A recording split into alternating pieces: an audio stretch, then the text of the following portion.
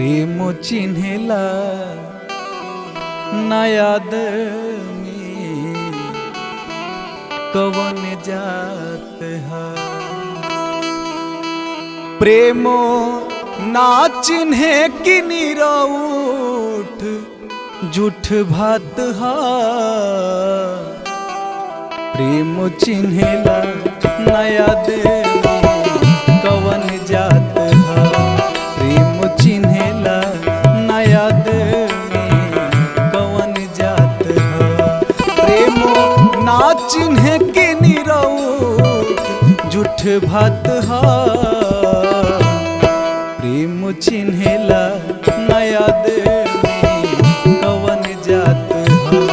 प्रेम चिन्हेला ना याद में कवन जात है।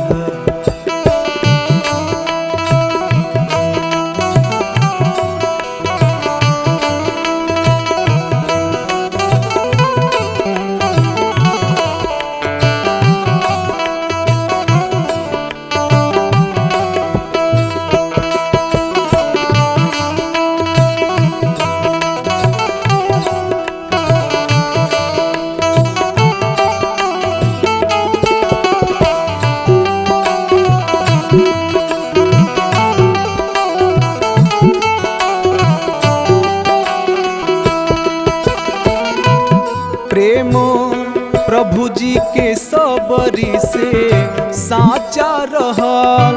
उहे फेंके बईर जवान काचा रहल।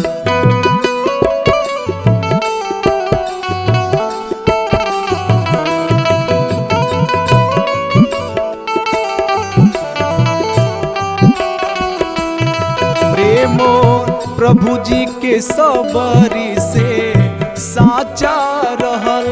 उहे फेंके बईर जवान काचा रहल। प्रेम प्रभु जी के दीहल सौगात है।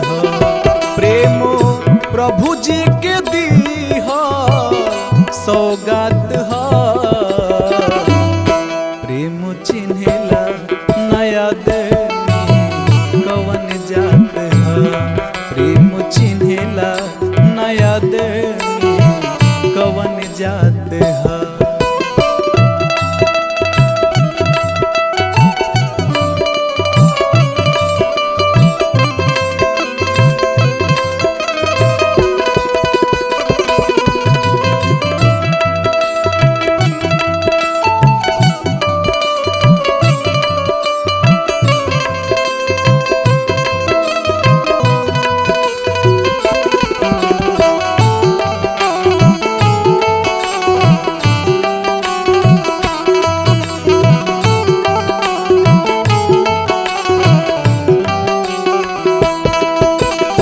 और देखिए आखिरी में यह प्रेम की परिभाषा बड़ा ही सुंदर कवि के माध्यम से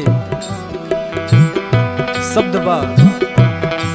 प्रेमो प्रभु जी से करेले पवन हरि बात कहेले विपिन प्यार रो करे।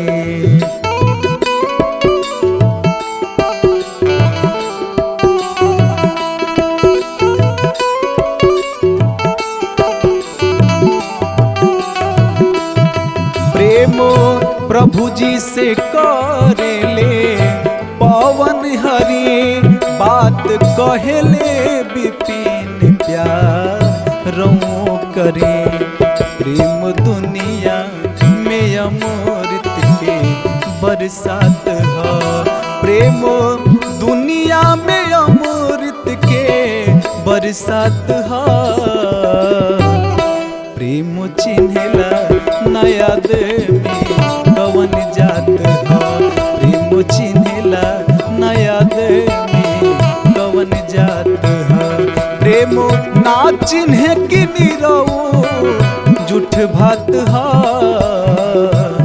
प्रेम चिन्हेला ना याद में कवन जात है। प्रेम चिन्हेला ना याद में कवन जात है। प्रेम चिन्हेला ना याद